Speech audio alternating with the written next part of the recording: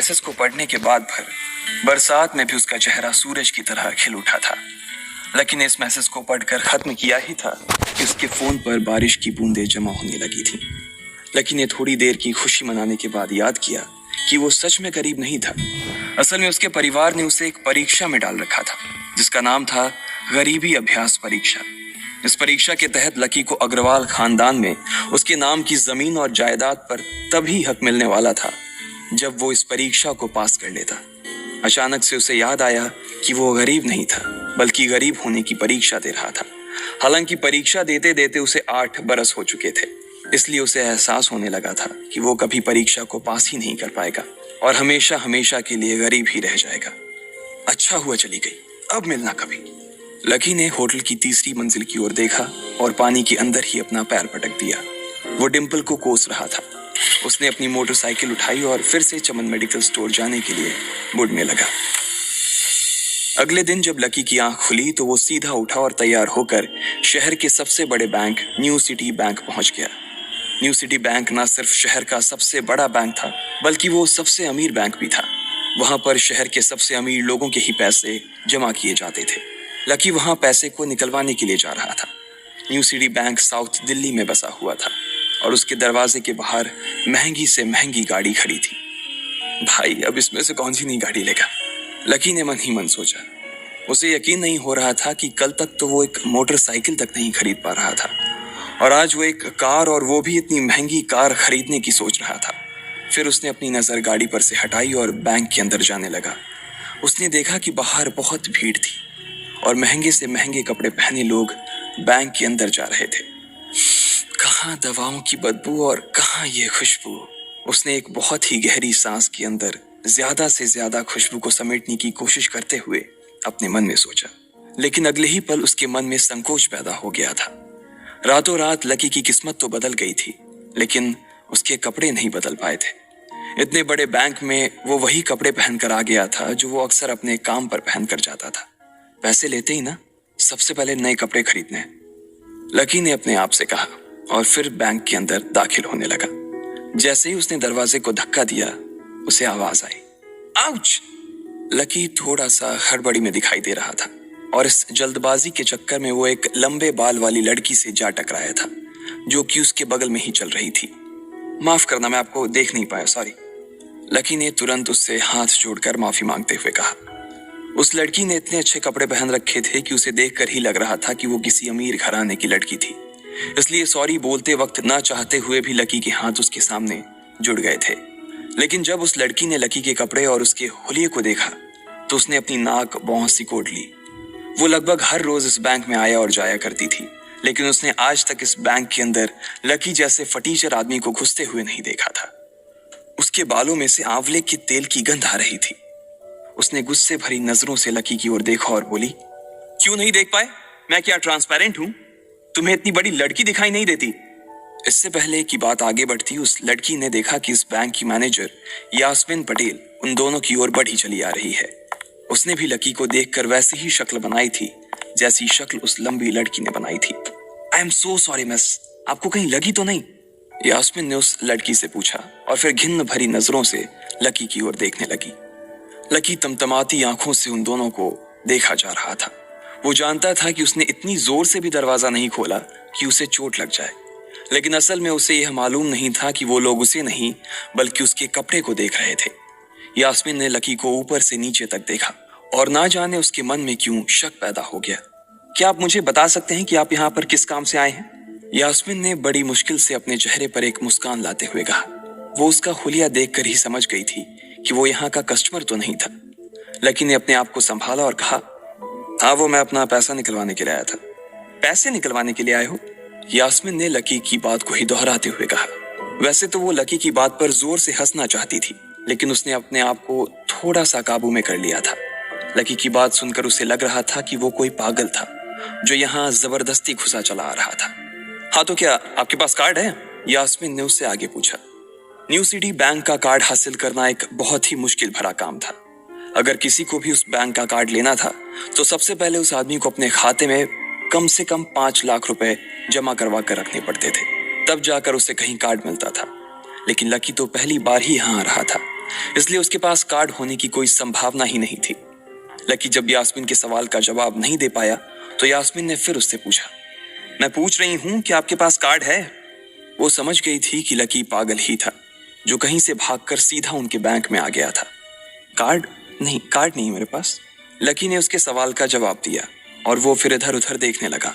जैसे ही उस लंबे बालों वाली लड़की ने लकी का जवाब सुना तो वो खिलखिलाकर हंस पड़ी।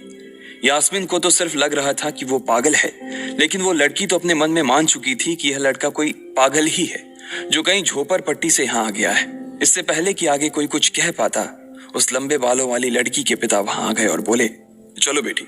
उनके हाथों में कुछ कागजात थे। लकी ने देखा कि उन्होंने महंगा सा सूट पहन रखा था।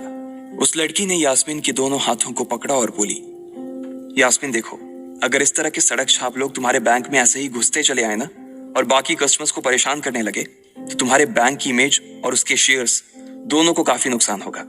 एक मैनेजर होने के नाते तुम्हें इन सब चीजों का ध्यान रखना चाहिए। मुझे उम्मीद है कि आगे मेरे साथ ऐसा कुछ नहीं होगा। उस लड़की ने कहा और अपने पिता के साथ बैंक के बाहर चली गई। अपना ध्यान रखना कोयल मैडम, मैनेजर ने उसकी गाड़ी तक छोड़ने के लिए आते हुए कहा। आज तो वो बाल बाल बच गई थी। कोयल और उसके पिता इस बैंक के सबसे पुराने और सबसे वफादार कस्टमर्स थे। अगर आज यास्मीन उन्हें नाराज कर देती और वो उसके बैंक से अपना खाता बंद करवा देते तो शायद यास्मीन की नौकरी तक जा सकती थी। और यह सब हो रहा था उस पागल लकी की वजह से। इसे जल्द से जल्द यहां से भगाना पड़ेगा, यास्मीन ने अपने आप से कहा और फिर बैंक के अंदर आने लगी। यास्मीन उसे अपने बैंक से बाहर निकालने के तरीके के बारे में सोच रही थी, मगर जैसे ही वो बैंक में दाखिल हुई उसने देखा कि लकी वहां था ही नहीं। अरे, अब ये कहां चला गया? उसने अपने आप से पूछा। वो इधर उधर देखने लगी, लेकिन लकी वहां भी नहीं था। यास्मीन को अच्छे से पता था कि वो उसके सामने तो बाहर नहीं निकला था। इसका मतलब था कि वो बैंक के अंदर ही था, लेकिन यास्मीन उसे ढूंढ नहीं पा रही थी। कुछ देर तक बैंक के सारे कोनों को देख लेने के बाद यास्मीन को लगा कि शायद लकी यहाँ बहुत ही असहज महसूस कर रहा होगा और जब वो कोयल को दरवाजे पर छोड़ने के लिए आई तब उसके पीछे पीछे वो भी निकल गया होगा। चलो, जान बची, यास्मीन ने अपने आप से कहा और अपने केबिन में आकर बैठ गई। जैसे ही उसने आज के दिन की पहली फाइल उठाई थी उसे किसी एक की झलक दिखी। ये कोई और नहीं बल्कि लकी ही था।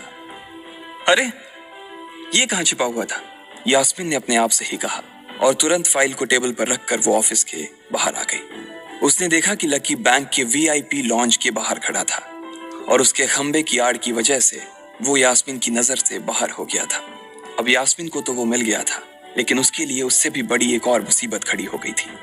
लकी जिस कमरे के बाहर अभी खड़ा था उस कमरे के अंदर शहर के सभी रईस लोगों का उठना बैठना था।